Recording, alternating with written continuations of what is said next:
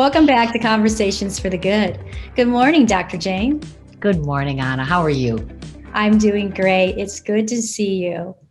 Our last conversation, we explored an energy psychology method called the emotional freedom technique that was designed to target the release of negative emotions caused by disturbances in the human energy system. We followed a basic recipe of 4 ingredients. I thought we might start by running through that recipe, and then I have a couple questions for you. Sounds great, Anna. The emotional freedom technique protocol has the basic recipe. And when practiced in its entirety, it really addresses most of the potential blocks that can interfere with releasing whatever the issue is that we're working on. We start with a setup, then we tap 14 meridians, we do eye rolls, humming and counting, and then we tap 14 meridians. So it's really very, very straightforward. So let's begin. We select an issue, and it's something that we want to work on, and it's important to be specific. This is called a discovery statement. It can be fear, worry, tension, maybe some resistance to doing something that's really good for us, okay? We want to be specific, though, not just say fear or worry. We want to kind of target what are we afraid of or what are we worried about?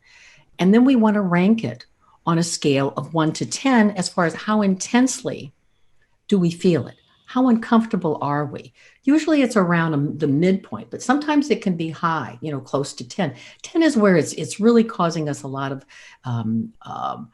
interfering with our functioning on a day-to-day level. But let's just use the issue of fear of driving in the snow. Okay, so once we pick this, I pick a level where I'm feeling it. Okay, and now we're ready for the setup. And the setup is where we say an affirmation and we do one of two things. We can either go to this sore spot, which is on our rib cage, about 3 inches below our clavicular notch, about 3 inches to the side, kind of where you pledge allegiance. Okay. And we can rub that, or we can tap the side of our hand. It's called the karate chop. You can do it together like this, or you can just tap the fleshy part of the hand. And as we're rubbing or tapping, one of the things that we're going to do is say 3 times the affirmation. Even though I'm feeling this worry about driving in the snow, I deeply and completely accept myself. Even though I feel this fear or worry of driving in the snow, I deeply and completely accept myself. Even though I'm feeling this fear and worry of driving in the snow, I deeply and completely accept myself. We've said it 3 times. We immediately go to tapping 14 meridian endpoints, starting where the nose and the eyebrows meet, the eyebrows right at the nose bone. And our reminder phrase is the fear or the worry of driving in the snow, worry of driving in the snow. Out to the side of our eyes, we're tapping 7 to 8 times. Fear of driving in the snow. Underneath our eyes, fear of driving in the snow. Now underneath our nose, fear of driving in the snow. Crease of our chin, fear of driving in the snow. Our collarbone, and it's usually about an inch below our collarbone, fear of driving in the snow. Underneath my arms, worried about driving in the snow. Underneath our breasts on our rib cage, worried about driving in the snow. Our thumbs, and we're looking at this corner nail bed here on the thumbs, fear of driving in the snow. And then move to the index finger, fear of driving in the snow. Move to our middle finger, fear of driving in the snow. Skip the ring finger and go to the pinky, little finger, driving in the snow, worried about driving in the snow. And the side of our hands, that fleshy part of the side of our hands, fear of driving in the snow. And now the back of our hands. And this is about a half an inch below the knuckle between the 4th and 5th fingers, the ring finger and the little finger, fear of driving in the snow. And I'm going to continue to tap the back of my hand, and we're going to do eye rolls, humming, and counting, right? So I'm going to close my eyes, keep tapping, worried about driving in the snow. Open my eyes, worried about driving in the snow. Holding my head still, I'm going to make a sharp down right. Fear of driving in the snow, sharp down left. 360 in one direction, rolling my eyes, 360, very intentionally, full 360, fear of driving in the snow. And the opposite direction, reverse it. Really worried about driving in the snow. Take a nice, easy breath, fear of driving in the snow. And I'm going to hum. Simple ditty, Twinkle, Twinkle, Little Star, Happy Birthday, Yankee Doodle, whatever you'd like. Just a couple seconds, and then count to 5. 1, 2, 3, 4, 5, and hum again. And then we're going to stop the tapping. Just take a nice, easy breath, and then go back to the 14 meridians where the eyebrows meet the nose bone. Worried about driving in the snow. Side of our eyes, worried about driving in the snow. Underneath my eyes, worried about driving in the snow. Underneath my nose, worried about driving in the snow. Crease of my chin, worried about driving in the snow. Collarbone, driving in the snow. Underneath my arms, worried about driving in the snow. Underneath my breasts, on the rib cage, fear of driving in the snow. And then my thumb, fear of driving in the snow, that nail bed. Index finger, fear of driving in the snow. Middle finger, fear of driving in the snow. Little finger, fear of driving in the snow. Karate chop on the side of my hand, fear of driving in the snow. And that gamut point on the back of my hand, fear of driving in the snow. And I stop tapping, take a nice easy breath. And now I want to assess the intensity of that fear and worry I had about driving in the snow. Has it increased? Has it decreased? If there's been no movement at all, then chances are we have what is known as a psychological reversal. And that means that there's something going on, maybe on an unconscious level, that's interfering with me releasing this. So very often I go back to, even though I'm feeling this fear and worry about driving in the snow, I deeply and completely accept myself. I'm also going to provide a couple suggestions, later on in the conversation about how we can move through this. But if there's been some decrease in the intensity or the discomfort, one of the things we want to do is we want to go back through the basic recipe, and we would say, even though I still have some of this fear and worry about driving in the snow, I deeply and completely accept myself. Or even though there's some remaining fear and worry about driving in the snow, I deeply and completely accept myself, and do the entire basic recipe again, and then continue to assess after the completion of the basic recipe, always noting where's the discomfort. Is some distress remaining or not? We always want to take it to zero, Anna. Always want to take it to zero. I know it seems complicated at first, but the more we've done it, the more it becomes second nature, the way that it feels. Well, I think so, Anna. Repetition is the key. The interesting thing is that because all the meridians are interconnected, it's possible to actually simplify the protocol, and tap fewer meridians. Initially, when I was hearing about this, I was hesitant to make any changes in the protocol because, it works so well. Why would you ever want to alter it? It only takes a couple minutes to really go through the entire basic recipe. But clearly, these new versions, these shortened versions have really stood the test of time. However, I still provide instruction for the full basic recipe when people are beginners. But there's another way to do it. Well, Dr. Jane, how is the shortcut different? Well, the sequence is shortened. The actual 14 meridians is shortened. We do about half as many meridians. And the setup, the affirmation, and using the sore spot, that's eliminated, along with the eye rolls and humming and counting, while we tap the gamut point on the back of the hand. Wow, that's quite a few things there that we're eliminating. What's left and what is I left? know. I know it's really kind of like I get it. It's like what's left? Well, the modification is really straightforward. We do that discovery statement where we're picking the issue that I want to work on, trying to be specific. So it's not just this global kind of a emotional reactivity. Like I'm really scared. It's like what am I afraid of? So we're targeting in. This becomes the reminder phrase that we repeat through the sequence. We assess it on a scale of 1 to 10, just like we did before.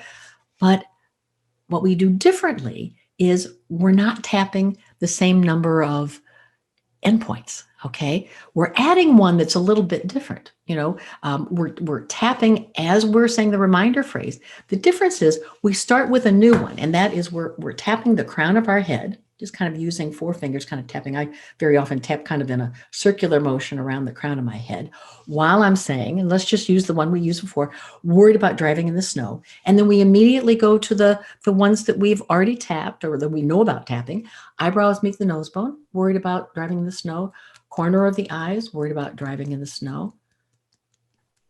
Underneath the eyes, worried about driving in the snow. Underneath the chin, worried about driving in the snow. Or underneath the nose, worried about driving in the snow. Crease of the chin, driving in the snow. Yeah, you get it right. Collarbone, worried about driving in the snow. And then underneath my arms, worried about driving in the snow. That's all of the meridians that we tap. We go back to assessing on a scale of 1 to 10. Has the discomfort decreased, through that tapping? Because we want to, go to 0 as best we can. If it didn't budge, we probably want to go to that setup. Even though I have this problem, even though I have this worry about driving in the snow, I deeply and completely accept myself. We might want to do that 3 times, see if I can release it through that. There are some times that if it's if I've only gone down a couple, I want to do that sequence again, trying to bring it down. If I've released it down to about a 1 or a 2, there's a simple little technique that'll take it down to 0 very often. So say I finished the sequence and my fear of driving in the snow is about a 1 or a 2, I can tap the back of my hand, as I've done in the past, and do what we call a floor to ceiling eye roll. And so what I'm doing is holding my head very still while I continuously tap. And I look very intentionally at the floor and slowly move my eyes up to the ceiling, very slowly and intentionally. All the way up. Close my eyes as I get to the ceiling, keeping them lifted, and then bring my eyes back to center. Take a nice, easy breath. And very often that allows me to let it go. We're saying the reminder phrase as we're doing that eye roll. And that very often can bring it down to 0 without having to go through the entire sequence. So it can be one of those times when maybe I don't have a lot of time on my hands, and I really need to rush through it. And this can be a lovely piece. Yeah, that's really wonderful, because I know there's lots of times when I've been really in a rush, but I would love to start tapping. So that is just, I think that's awesome that we have that ability to do that. Mm-hmm. Now, can this be as effective as the 100% overhaul? Well, yes, and for many, it's just as effective, and there are a couple things that we also want to keep in mind that really allow us to support the effectiveness. Things like, it's really important to be attuned to what is the issue that I want to focus on? What is the issue that I want to release? And be very clear and specific. As I said, to use a general kind of a global word like I'm scared is probably going to not be as effective as to be able to say, what am I afraid of? Okay, and to really be as specific as we possibly can, be as concise and specific as we possibly can. The other thing is, it's not really of any concern as to how long we've had the problem. Maybe it's something that I've had for most of my life, and I think, oh my gosh, that's too big, that I'm not going to be able to deal with that. Pull it in. See as be as specific and concise as you can, and allow yourself to at least try that out to see if you can release it. The other piece is we don't have to understand the origins of the issue in order to release it. And this runs counter to what most of us believe, that if I could just understand it, then I could let go of it. It's sometimes in letting go of it that we begin to understand once that intensity is lowered, and once I'm not kind of embroiled in the emotional turmoil, that all of a sudden I can see clearly the different dimensions that entered into it. Because sometimes that intensity is what gets in the way of me really understanding why I'm feeling the way I'm feeling. The other piece, Anna, is very often issues have different aspects. It's not just one thing. It's a combination of things that are going into this emotional disturbance. And so it might be important that we clear every aspect. Example of that is I remember dealing with a dilemma in a relationship where my emotional disturbance was anger. And so as I began to tap through that anger and release it, one of the things I found is that, my gosh, underneath that was hurt. And once I started to do the hurt and use that as my reminder phrase, I found that, oh gosh, this really became a piece around doubting myself. It was about my self-confidence, that maybe I deserve this to happen to me. So I tap that. It's about tapping every aspect as they arise. And sometimes issues and problems are kind of like onions. You have to peel back the layers. The other piece that is really worth taking a look at are the psychological reversals. These are those unconscious saboteurs that keep us stuck in all kinds of undesirable behavior and from really doing the things and making the changes that would be good for us. And so sometimes it's about, I'm afraid to let go of something, or it doesn't feel safe to let go of something, or I think that I really can't, if I let go of this fear, this worry, I won't be able to do what it is I'm intending to do, or maybe I believe I don't deserve it. All of these can be unconscious saboteurs. So we want to include this in our setup. We want to include this in our affirmations. So it sounds like this, and sometimes we have to actually do a litany. Even though I'm afraid to release this fear of driving in the snow, I deeply and completely accept myself. Or even though I don't believe I can let go of this fear, I deeply and completely accept myself. Even if I always have this problem of being afraid of driving in the snow, I deeply and completely accept myself. So it's about going through those different parts that I'm finally neutralizing. I'm looking at what it might be. And these very often begin to shift that psychological reversal, shift those blocks so that I can release the energy, because the answer lies in the body's energy system with these techniques. We've talked about bundles of emotions, including thoughts and feelings and body sensations and impulses, and how they begin to dictate our experience and really become our reality. And so we're looking at the fact that these experiences, this reality that I create through those bundles, really manifest in our biofields, in our meridians, in our neurological and cognitive processes and the chemical processes of the body and the brain, neurotransmitters and hormones, and it occurs throughout our body. And this energy system is all part of that. And also beyond what is defined by physical limits, and when you think about, like we've talked about the technique, the heart math technique, where we can measure these biofields, these cardiac fields that go out from the body and that shift and change.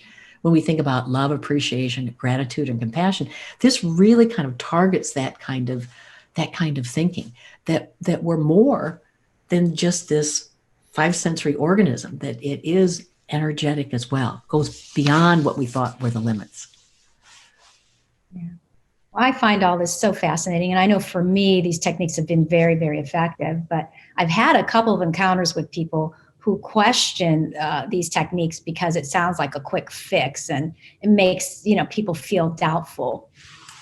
Well, and Anna, I started out as a skeptic, you know, and and the important piece is that, it comes up all the time. As a culture, we have a belief that difficult problems take a long time to resolve. It's just kind of there, and yet the response to that is maybe, but maybe not. Maybe we just haven't come up with an effective intervention.